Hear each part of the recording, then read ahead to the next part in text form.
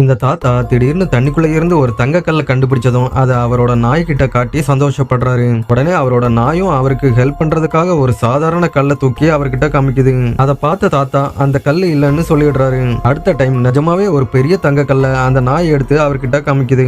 ஆனா நாய் சும்மா விளையாடிட்டு இருக்குதுன்னு நினைச்சு அந்த தாத்தா அதை கண்டுக்க மாட்டாரு. உடனே அந்த நாயும் தாத்தாவுக்கு பெரிய கல் பிடிக்காது போலன்னு தப்பா புரிஞ்சுட்டு அதை கீழே போட்டுட்டு இன்னொரு சின்ன தங்க கல்லை எடுத்து அவர்கிட்ட கொண்டு போகுது. அவரும் அதை பார்த்து நாய நிஜமாவே பாராட்டுறாரு. அதுவும் சந்தோஷத்துல துள்ளி குதிக்குது. அப்போ ஒயிட் கலர்ல ஏதோ ஒரு மிருகம் காட்டுக்குள்ள வேகமா ஓடுறத அந்த நாய் பாக்குது. சடனா அதுவும் பின்னாடியே போய் அது என்னன்னு பாக்குறதுக்காக நடு காட்டுக்கு போயிருது. அப்போ அந்த வெள்ளை ஓநாய் மெல்ல அது பக்கத்துல வருது. உடனே அந்த நாய் ஃப்ரெண்ட்ஸா இருப்போம்னு மெல்ல அதுகிட்ட கை கொடுக்க போகுது. ஆனா அந்த ஓநாய் பயந்து அங்க இருந்து வேகமா ஓடியே போயிருது. அப்போ அந்த நாயோட முகம் சோகமாயிருது. திடீர்னு அந்த ஓநாயோட காலடியும் இந்த நாயோட காலடியும் ஒரே மாதிரி இருக்கிறத அந்த நாய் கவனிக்குது.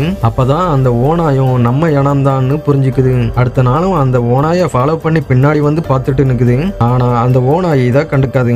அப்போ அந்த ஓநாய் கூட்டம் ஒரு காட்டுப்பன்றிய வேட்டையாட போயிட்டு இருக்குது. அதுல ஒரு ஓநாய் தவறி அந்த ஆத்துக்குள்ள விழுந்து அங்க இருந்த ஒரு மரத்தை பிடிச்சு தொங்கிட்டு இருக்குது. அதுக்கு அடுத்ததா ஒரு பெரிய பள்ளம் இருக்கும். அதுல அந்த ஓநாய் சப்போஸ் விழுந்தா கன்ஃபார்மா காலி ஆயிரும். மற்ற ஓநாய்கள் எல்லாம் என்ன பண்றதுன்னு தெரியாம முழிச்சிட்டு இருக்கிறப்ப இந்த நாய் சடனா அங்க போயிட்டு அந்த மரத்தை கஷ்டப்பட்டு இழுத்து வெளியே கொண்டு வந்து அந்த ஓநாயை காப்பாத்திடுது. அதை பார்த்துட்டு அந்த ஓநாய்களும் இந்த நாயை அதுங்க கூட ஏத்துக்குது. அன்னையில இருந்து எல்லாம் மொத்தமா தான் வேட்டையாட போவாங்க. அதே டைம் அந்த நாய் அதோட ஓனரையும் மறந்துடாது.